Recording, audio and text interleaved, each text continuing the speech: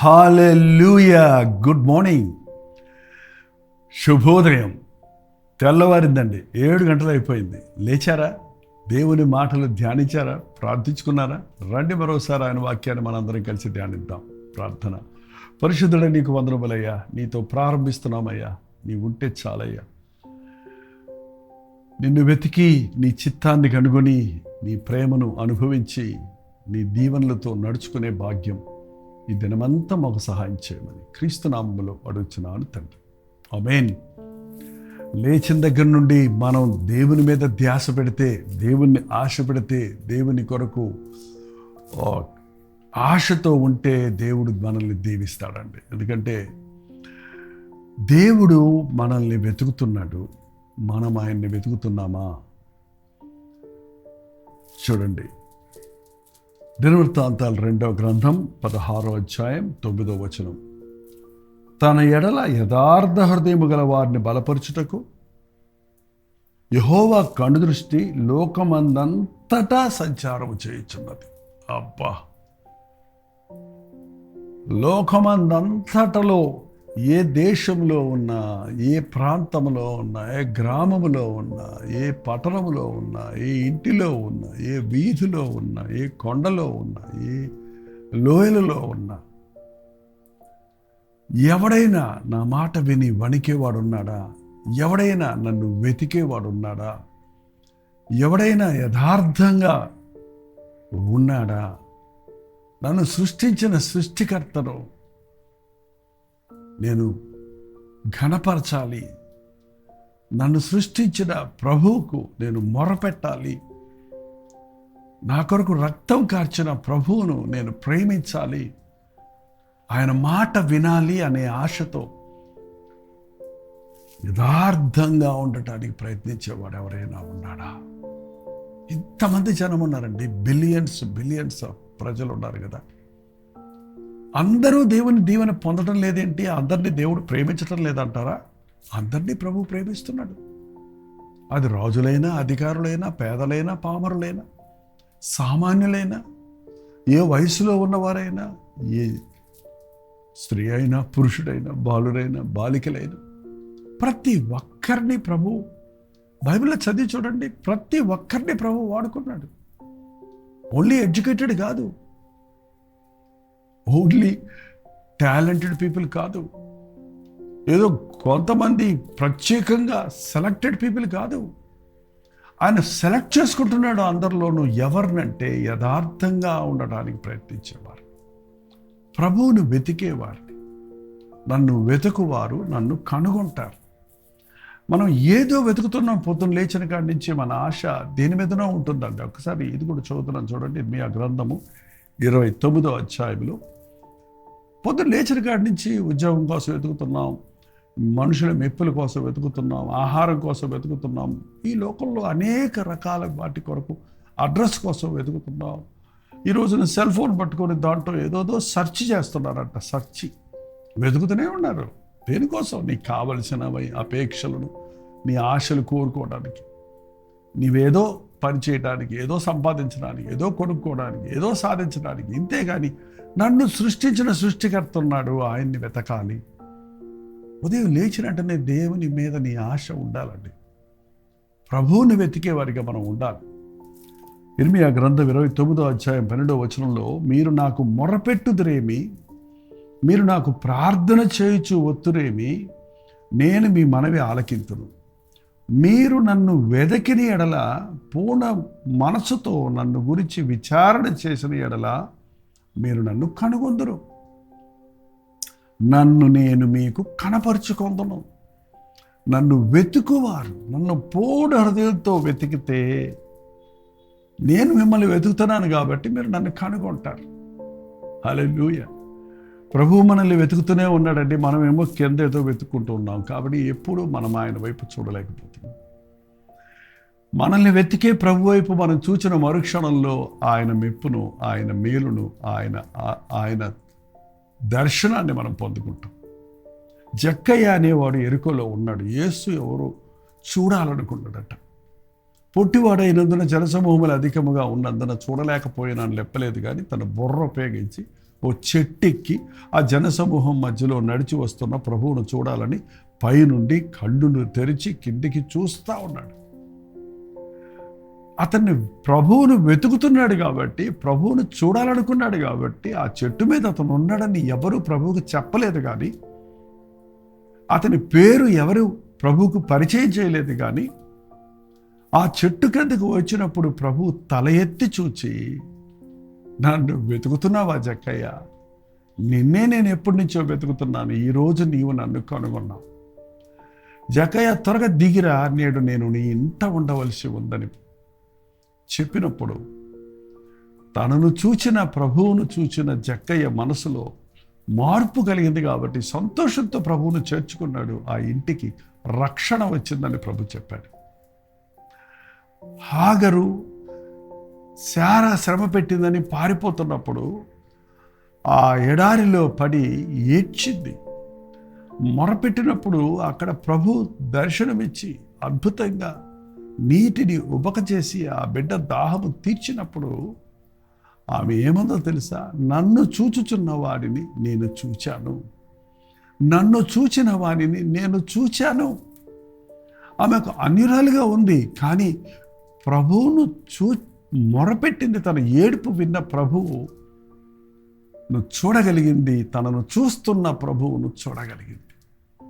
నువ్వు రోధిస్తున్నప్పుడు, నువ్వు వేధిస్తున్నప్పుడు, నువ్వు కరువుల్లో ఉన్నప్పుడు, నువ్వు కష్టంలో ఉన్నప్పుడు, నీ బిడ్డల గురించి నువ్వు ఏడుస్తున్నప్పుడు, నీ సమస్యలతో నువ్వు సతమతమై బాధపడుతున్నప్పుడు, నీ వ్యాధిలో నువ్వు మూలుగుతూ ఉన్నప్పుడు ప్రభువు నీ వైపే చూస్తున్నాడు. నిన్ను స్వస్థపరచాలని, నీ కన్నీటిని తొడవాలని, నీ ప్రార్థనకు జవాబు ఇవ్వాలని, నీ శ్రమ నుండి నిన్ను బయటికి తీయాలని. కానీ నువ్వు ప్రభు వైపు చూడకుండా, ప్రభువుకు మొరపెట్టకుండా వైద్యులు నమ్ముకుంటున్నావు. నీ దుఃఖంలో మునిగిపోయి నీకు నీవే కుమిలిపోతున్నావే. కానీ నన్ను స్వస్థపరిచే ప్రభు ఉన్నాడు, నా మొరలు ఆలకించే రక్షకుడు ఉన్నాడు, నా కొరకు రక్తము చిందించిన యేసు ప్రభు ఉన్నాడన్న ఆలోచన నీకు వస్తే అద్భుతాలు నీ జీవితాల్లో చూస్తాం. యథార్థంగా ప్రభువుని వెతికేవారు దేవుడు స్వస్థపరిస్తే స్వస్థపరుస్తాడు, లేకపోతే లేదు అనే రీతిగా చాలామంది ఈ రోజున దీవిస్తే ప్రభు దీవిస్తాడు, లేకపోతే నేనే పోయి ఏదో చేస్తాను, సీట్ ఇస్తే ఇస్తాడు, లేకపోతే లంచం ఇచ్చి సంపాదించుకుంటాను. ఏంటండి, దేవుడు చేస్తే సరే, there is another plan B ఉంది నాకు అని అనుకున్నట్టుగా చాలామంది ఈ రోజున అనుకుంటున్నారు. కాబట్టి మీకు ఏమి మీ హృదయంలో యథార్థత లేదు. నీవే దిక్కయ్యా, నీవే గతయ్యా, నువ్వే చేయాలయ్యా, నువ్వు చేసినా చేయకపోయినా నీవే నా దేవుడవయ్యా అని చూడు. నిన్ను బలపరుస్తాడు, నీ కన్నీటిని తుడుస్తాడు, నీ హృదయవాంఛలు తీరుస్తాడు. ఇది కాకపోతే అది అన్నప్పుడు నువ్వు అసంపూర్ణంగా, నీవు కపటంగా దేవుని దగ్గరికి వెళ్ళి అడుగుతున్నావు కాబట్టి ఏ జవాబు నీకు రాదండి. విశ్వాసముతో అడిగితేనే, అవిశ్వాసముతో అడుగు వారికి ఏమీ దొరకదన్నాడు ప్రభు. మీ జీవితంలో ఏ విషయంలో మీరు ఇంకా సతమతమవుతూ ఉన్నారు? ఏ విషయంలో మీరు రెండు మనసులు కలిగి ఉన్నారు? ఎందుకు పూర్ణంగా దేవుని మీద విశ్వాసం ఉంచడం లేదు? దేవుని ఎదుట యథార్థంగా ఉండటానికి ఎందుకు ఆశపడటం లేదు? యథార్థ హృదయాలను బలపరచాలనే కనుదృష్టి లోకమందంతటా సంచారం చేస్తుంది. నా మాట విని వణికేవాడు ఎవరైనా ఉన్నాడా? యథార్థంగా ఉండటానికి ప్రయత్నించేవాడు ఉన్నాడా అని ఇంకో చోట బైబిల్లో. నువ్వు యథార్థంగా ఉండకపోయినా ఉండాలి అనే ఆశ నీలో ఉంటే ఉంచగలిగిన దేవుడు మనకున్నాడండి. అయ్యో నేను తప్పు చేస్తున్నాను, ఇది చెయ్యకూడదు, నాకు విడుదల కావాలని అడుగు. నా మనసులో తండ్రి ద్విమనస్సు ఉందయ్యా, వేషధారణ ఉందయ్యా, నాకు విడుదల కావాలని మొరపెట్టు. నీ స్థితిని ఉన్నది ఉన్నట్టు దేవుని దగ్గర ఒప్పుకో.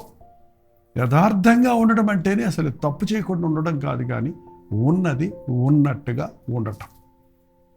నటన, వేషధారణ దేవునికి అసహ్యం. వేషధారులను ఆయన ఎంత మాత్రం సహించడు. ఎంత పాపిరైనా క్షమిస్తాడు. యేసుక్రీస్తు ఈ లోకంలో ఉన్నప్పుడు దొంగలను, చోరులను, వ్యభిచారులను, వేశ్యలను కూడా క్షమించాడు, రక్షించబడ్డారు. కానీ వేషధారులుగా ఉన్నవారు రక్షణ దొరకలేదు. సర్ప సంతానమా, వేషధారులారు అని ఆనాటి పరిచయులు, శాస్త్రులు భక్తి గల వారిగా ప్రవర్తించారు, కానీ దాని శక్తిని ఆశ్రయించని వారిగా ఉన్నారు. సున్నం కొట్టిన సమాధుల వలె వారు తెల్లని వస్త్రాలు వేసుకున్నారు, కానీ వారి అంతరంగాల్లో కుళ్ళు, కుషిత్వం, అసూయ, ద్వేషం, అహంకారం వారి జీవితాల్లో ఉంది. మీ జీవితంలో, మీ హృదయంలో పూర్ణ మనసుతో, విరిగిన హృదయంతో ప్రభువుని వెతికితే ఆయన మీ వైపే చూస్తున్నాడు కాబట్టి మీకు దొరుకుతాడు, మిమ్మల్ని దీవిస్తాడు, మీతో ఉంటాడు, మిమ్మల్ని ఆదరిస్తాడు. ఈ రోజు నుంచి యథార్థంగా ఉండటం నేర్చుకో. ముఖ్యంగా దేవుని సన్నిధికి, మందిరానికి వెళ్ళినప్పుడు, ప్రార్థనకు మోకాళ్ళు ఉడినప్పుడు మొదటగా నువ్వు ఎవరెవరి కోసమో ఏదేదో ప్రార్థన చేయటం ముఖ్యం కాదు, కానీ నీ హృదయాన్ని పరిశీలించుకొని నీ తప్పులు ఒప్పుకోగలిగితే ఆయన ముఖ కాంతిలో నీ రహస్య పాపాలు కనపడుతున్నాయి కనుక ఆ సుంకరి దేవాలయంలోనికి వెళ్ళినప్పుడు ఆకాశం వైపు కన్నులెత్తుటకు ధైర్యం చాలక రొమ్ము కొట్టుకొనుచు ఒక చిన్న ప్రార్థన చేశాడు. పాపినైనా నన్ను కరుణించవు అన్నాడు. నీతిమంతుడిగా తీర్చబడి వెళ్ళాడని బైబిల్ చెప్తూ ఉంది. ప్రతిరోజు ప్రభు సన్నిధిలో మనం మోకరిల్లి ఈ లోక మాలిన్యము నుండి మనం విడిపించబడినట్లుగా, ప్రభా ఈ లోకంలో నిన్ను అబద్ధం ఆడానయ్యా, నేను కఠినంగా మాట్లాడానయ్యా, నిన్న ఒక తప్పుడు పని చేశానయ్యా, శోధనకు చోటు ఇచ్చానయ్యా, నాకు విడుదల కావాలయ్యా అని నీ పడకు వెళ్ళకముందే రేపటిదాకా దాచుకోకండి. ఏనాటికి ఆనాడు యథార్థంగా నీ తప్పును ఒప్పుకుంటే మన పాపంలో మనము ఒప్పుకొనిన ఎడల ఆయన నమ్మదగిన వాడు, నీతిమంతుడు కనుక మన సకల దుర్నీతి నుండి మనల్ని ఆయన పవిత్రులుగా చేస్తాడు. ఎంతమంది మీ జీవితాల్లో యథార్థమైన భక్తి కలిగిన వారికి ఉన్నారు?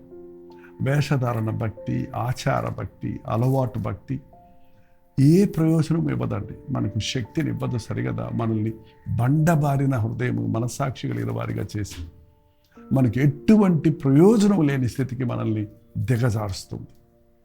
యథార్థవంతుల్ని కనుగొనాలని ఈరోజు ఎంతమంది మీరు ఎక్కడెక్కడి నుంచి అనుదిన ధ్యానాన్ని వింటున్నారో, కానీ వీరు వింటున్నప్పుడు ఎలాంటి ఆశతో, ఎలాంటి ఆలోచనలతో వింటున్నారో నాకు తెలియదు, కానీ మీరు ఎంతగా దేవుడు నాతో మాట్లాడుతున్నాడు, అవును నా స్థితి ఇదే ప్రభువా నన్ను క్షమించంటూ మిమ్మల్ని మీరు పరిశీలించుకుంటూ, ప్రార్థించుకుంటూ ఈ సమయంలో దేవుని మాట వింటుంటే మిమ్మల్ని ప్రభువు చూస్తూ ఉన్నాడు. చూచి విడిచిపెట్టేవాడు కాదండి ఆయన. ఆయన కంటిలో ఒకడు పడ్డాడంటే వాడిని విడవడు.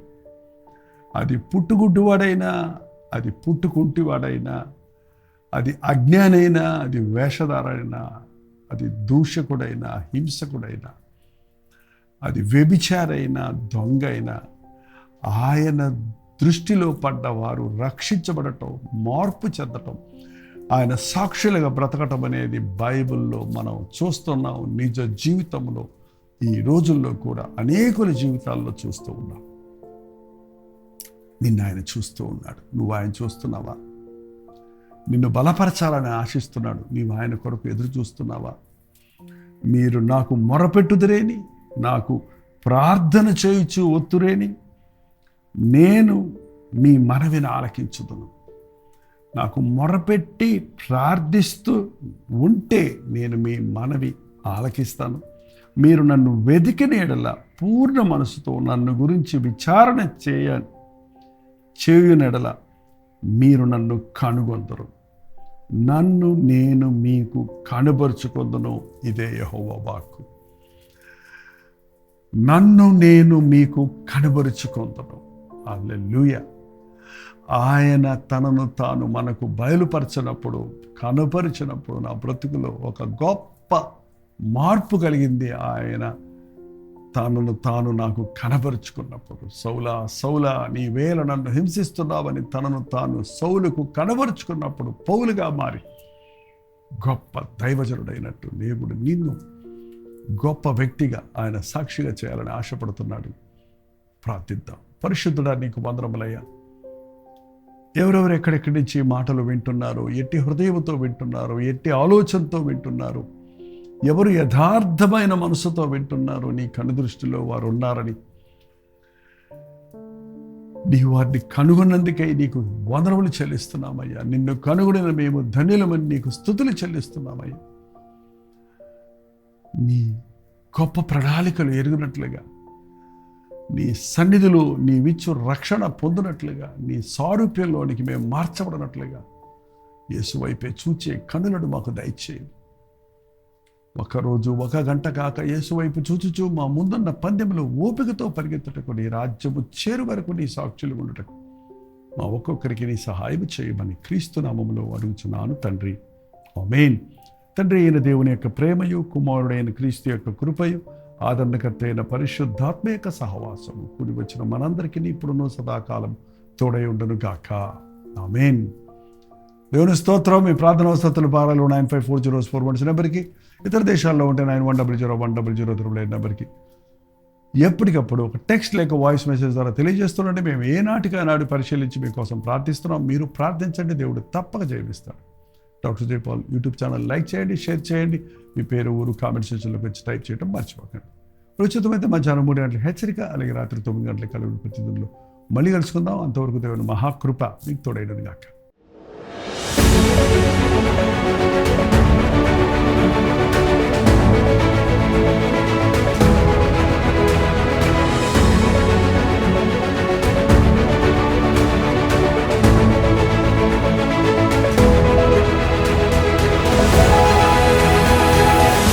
హల్లెలూయా. దేవునికి స్తోత్రం. బెంగుళూరు పరిసర ప్రాంతాల్లో ఉన్న వారికి శుభవార్త. ప్రతిరోజు కల్వరి ప్రతిధ్వని సోషల్ మీడియా ద్వారా దేవుని వాక్యం వింటున్న వారికి, కల్వరి దర్శనం టీవీ ప్రోగ్రామ్స్ ఆలకిస్తున్న వారికి, కల్వరి ప్రేమధార పాఠకుల కొరకు ప్రత్యేకమైన 1 డే గెట్ టుగెదర్ను బెంగళూరులో ఈ నెల ఫిబ్రవరి 15వ తారీఖున మధ్యాహ్నం 2 గంటల నుంచి 5 గంటల వరకు, 6 గంటల నుంచి 10 గంటల వరకు 2 సెషన్స్గా ఏర్పాటు చేస్తున్నాం. ఇది హాలిడే కాకపోయినా మీరందరూ వస్తారని, మనందరము కలిసి దేవుడు చేసిన మేలు తలంచి ఆయన స్తుతించుటకు, మిమ్మల్ని ముఖాముఖిగా చూసి మీ కొరకు ప్రార్థించుటకు ఎంతో ప్రార్థనాపూర్వకంగా మేము బెంగళూరు వస్తున్నాం. మీరు రండి, పాల్గొనండి, దైవాశీస్సులు పొందండి. చిరునామా గమనించండి. గుండూరావు ఆడిటోరియం, నియర్ మంత్రి మాల్, శేషాద్రిపురం, బెంగళూరు. ఇంకా ఈ విషయమే మీకు వివరాలు కావాలంటే 954041 నెంబర్కి ఒక వాట్సాప్ పెట్టండి, లేదా 89393939 నెంబర్కి మీరు కాల్ చేసి వివరాలు తెలుసుకోనండి. గుర్తుపెట్టుకోండి, ఫిబ్రవరి 15వ తారీఖున మధ్యాహ్నం 2 గంటల నుంచి 5 గంటల వరకు, 6 గంటల నుంచి 10 గంటల వరకు బెంగళూరులోని గుండూరావు స్టేడియంలో 1 డే గెట్ టుగెదర్ను మీ కొరకు ఏర్పాటు చేస్తున్నాం. రండి, పాల్గొనండి, దైవాశీస్సులు పొందండి.